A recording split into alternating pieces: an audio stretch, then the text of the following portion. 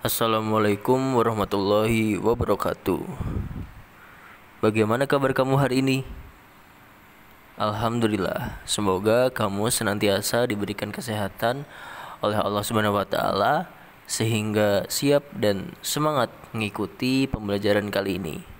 Baik, untuk memulai pembelajaran kali ini kita awali dengan berdoa dulu ya. Berdoa dimulai. Bismillahirrahmanirrahim. Raditu billahi rabbah wa bil islami dina wa bi muhammadin nabiyya wa rasulah. Rabbi zidni ilma warzuqni fahma. Amin. Baik, sebelum masuk ke dalam materi pembelajaran, Ustadz ingin bertanya dulu nih kepada kamu.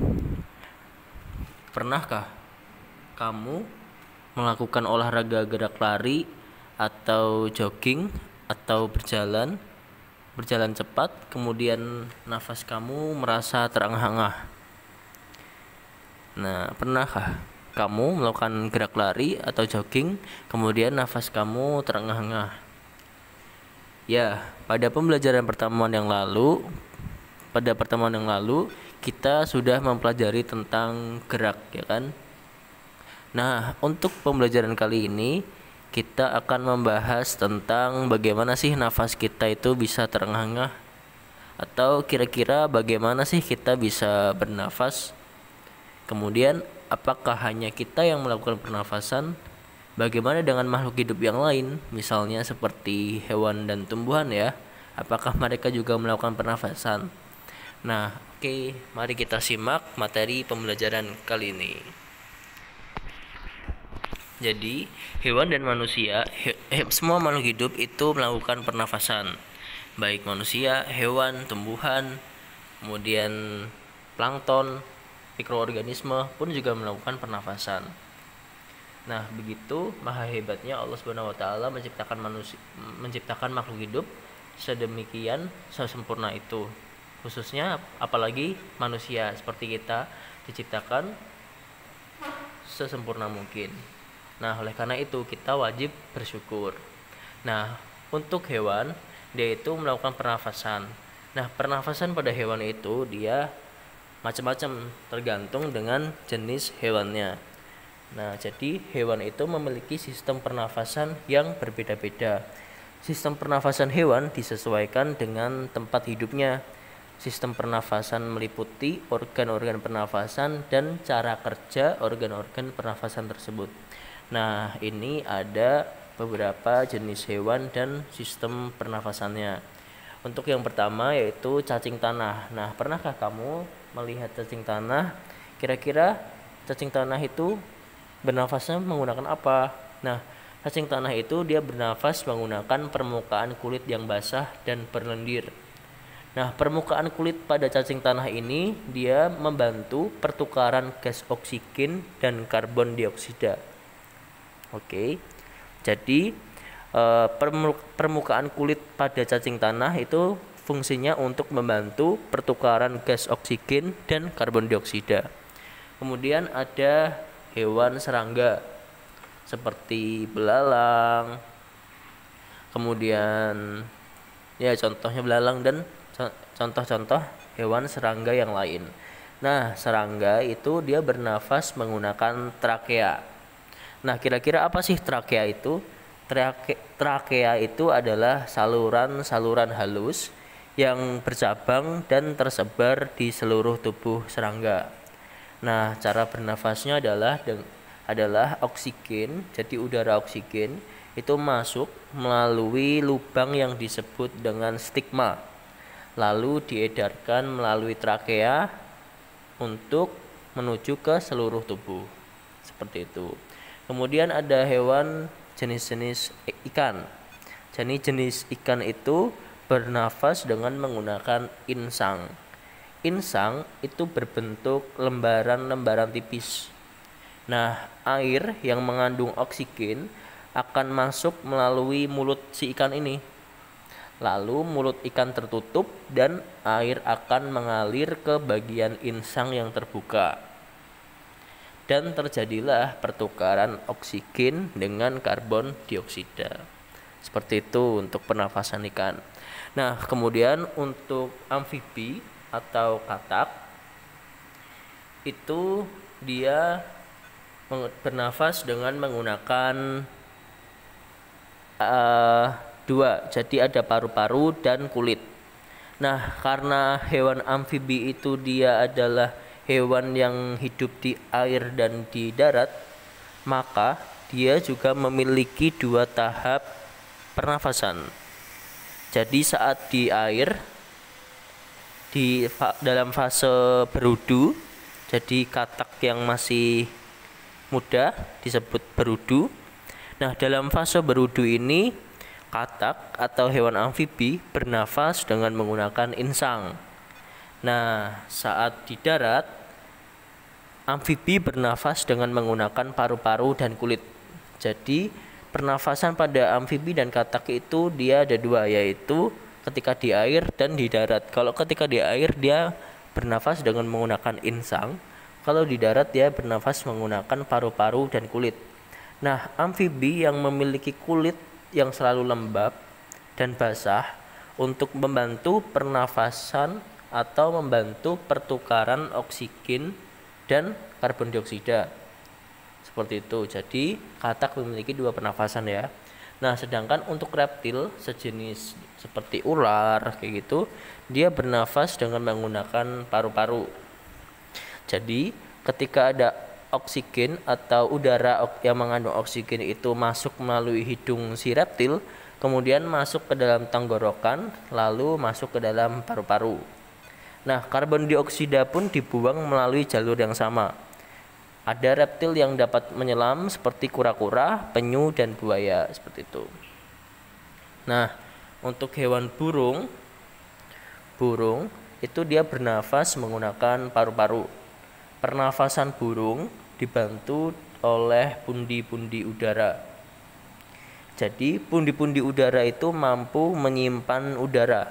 Saat burung terbang, burung itu tidak bernafas melalui hidungnya, tetapi burung itu dia bernafas dengan menggunakan udara yang tersimpan di pundi-pundi udara pada burung itu. Nah, bisa dipahami kan? Oke, good. Lalu untuk yang kemudian hewan jenis mamalia. Nah, mamalia ini bernafas menggunakan paru-paru. Jadi oksigen masuk melalui lubang hidung ke tenggorokan lalu ke paru-paru. Nah, karbon dioksida dikeluarkan melalui jalur yang sama. Mamalia yang hidup di air bernafas dengan cara memunculkan air ke permukaan air secara berkala untuk mengambil udara. Nah, mamalia laut. Jadi mamalia laut dia itu hidup di air bernafas dengan cara memunculkan air ke permukaan air secara berkala untuk mengambil udara. Nah, manusia itu termasuk dalam jenis ini. Jadi yaitu bernafas menggunakan paru-paru. Nah, itu adalah sistem pernafasan pada hewan. Sedangkan untuk sistem pernafasan pada tumbuhan, jadi tumbuhan itu pernafasannya dengan cara proses fotosintesis. Nah, fotosintesis itu dia terjadi ketika tumbuhan yang dengan ada akar itu akan menyerap air. Nah, sedangkan daun itu akan menyerap karbon dioksida di udara. Jadi ini adalah suatu kerjasama antara akar dan daun. Ketika akar menyerap air, kemudian daun menyerap karbon dioksida atau karbon dioksida. Nah, kemudian air dan karbon dioksida ini dibantu dengan sinar matahari. Kemudian tumbuhan ini akan mengalami proses fotosintesis. Nah, mengeluarkan oksigen dan karbon dioksida atau dalam bentuk gula, dalam bentuk karbohidrat seperti itu. Jadi daun itu sebenarnya mengandung karbohidrat atau glukosa. Sedangkan daun itu mengeluarkan oksigen. Jadi ketika siang hari, ketika kita berada di bawah pohon, maka kita sebenarnya menghirup oksigen dari daun itu. Jadi pernafasan pada tumbuhan itu dia bernafas menghirup karbon dioksida karbon dioksida, kemudian dia mengeluarkan oksigen seperti itu. Nah, jadi pada tumbuhan ini dia sistem pernafasan pada tumbuhan berbeda dengan sistem pernafasan pada manusia. Kalau sistem pernafasan tumbuhan dia itu menghirup oksigen, kemudian mengeluarkan Jadi ketika tumbuhan itu dia menghirup atau menyerap karbon dioksida, kemudian dia mengeluarkan oksigen. Nah, berbeda dengan manusia. Ketika manusia itu dia menyerap atau menghirup oksigen dan mengeluarkannya dalam bentuk karbon dioksida. Nah, pada pernafasan manusia itu alat pernafasannya adalah paru-paru. Nah, coba kalian perhatikan alur pernafasan manusia berikut. Jadi dimulai ketika ada udara masuk ke dalam tubuh, kemudian masuk ke dalam rongga hidung, kemudian masuk ke trakea, ke bronkus, dan ke paru-paru. Nah, dari paru-paru ini dia terjadi proses pertukaran antara oksigen dan karbon dioksida. Sehingga kemudian oksigen yang masuk tadi masuk ke dalam paru-paru, kemudian paru-paru mengeluarkan karbon dioksida menuju ke bronkus, trakea, kemudian ke rongga hidung dan keluar dari tubuh. Jadi udara yang kita hirup adalah udara oksigen, dan udara yang kita hembuskan atau kita keluarkan adalah udara yang mengandung karbon dioksida. Seperti itu. Nah, itu ada gambar pada layar HP atau laptop kalian, ada gambar organ pernafasan. Jadi di situ ada tenggorokan atau trakea, ada tekak, jadi atau ada laring atau faring, kemudian ada bronkus, ada bronkiolus. Jadi bronkus itu dia adalah dari yang ada dalam paru-paru, kemudian bronkiolus itu dia adalah cabang dari bronkus, kemudian ada alveolus dan diafragma. Untuk alveolus itu dia bentuknya seperti anggur. Fungsinya untuk apa, Us? Fungsinya untuk dia difusi atau pertukaran antara oksigen dengan karbon dioksida. Jadi ketika oksigen itu dihirup, nah kemudian terjadi pertukaran antara oksigen dan karbon dioksida di alveolus untuk kemudian karbon dioksidanya dikeluarkan dari tubuh, dari paru-paru. Seperti itu kalau pernafasan pada manusia. Nah, jadi ini adalah fungsi-fungsi organ respirasi atau organ pernafasan pada manusia. Nah, hidung fungsinya ada menyaring debu atau kotoran yang berasal dari udara. Ini adalah fungsi dari rambut-rambut yang ada dalam hidung kita. Jadi rambut yang ada di hidung kita itu fungsinya untuk menyaring debu atau kotoran yang masuk ke dalam hidung untuk disaring seperti itu. Kemudian di hidung juga terjadi proses penyesuaian suhu dan kelembapan udara untuk memudahkan proses penyebaran gas dalam tubuh. Jadi ketika kita masuk ke dalam ruangan yang lembab, itu hidung kita menyesuaikan suhu dan kelembapannya. Ada beberapa orang yang rentan atau dia mengalami alergi. Jadi ketika ada debu banyak, orang itu mengalami bersin-bersin. Oleh karena itu dia alergi atau terjadi gangguan pada penyesuaian suhu dan kelembapan udaranya. Jadi disebut alergi debu. Kemudian di organ yang kedua ada trakea atau tenggorokan. Nah, fungsinya adalah penghubung antara bagian hidung dan paru-paru. Nah, di tenggorokan ini terjadi penyaringan kembali udara yang masuk dan menghantarkan udara itu masuk ke dalam paru-paru. Kemudian ada organ paru-paru. Nah, di paru-paru ini terdiri dari bronkus, bronkiolus, dan alveolus tadi. Kalau bronkus dia itu adalah dua percabangan dari trakea yang menuju paru-paru kanan dan kiri. Jadi paru-paru kita itu ada dua, paru-paru kanan dan paru-paru kiri. Nah, cabang dari bronkus itu disebut dengan bronkiolus. Nah, alveolus adalah gelembung-gelembung seperti anggur tadi yang berfungsi untuk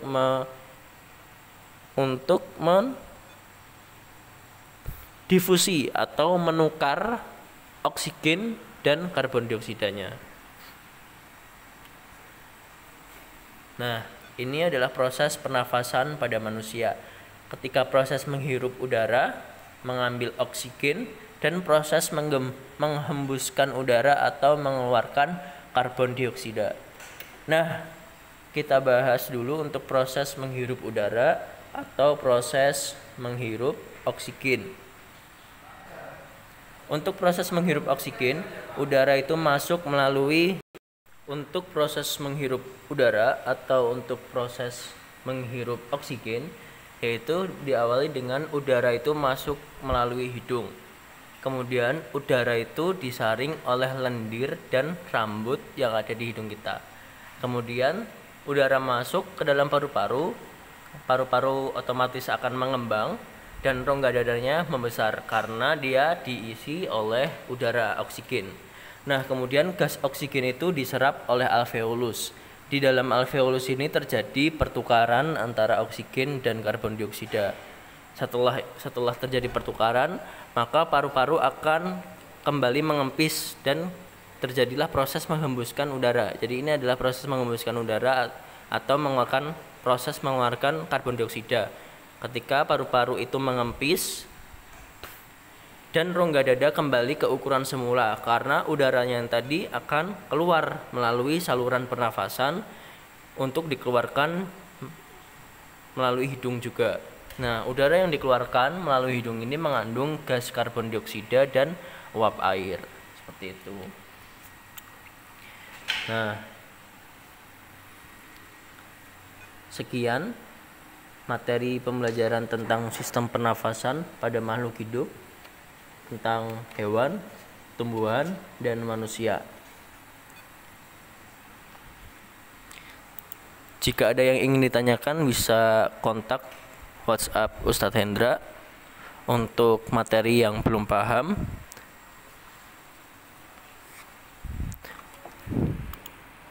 Sekian pembelajaran pada kali ini. Mohon maaf jika ada kata-kata yang kurang berkenan atau salah. Mohon maaf dan terima kasih telah menyimak video pembelajaran kali ini. Semoga membawa berkah. Jazakumullah khairan katsira. Assalamualaikum warahmatullahi wabarakatuh.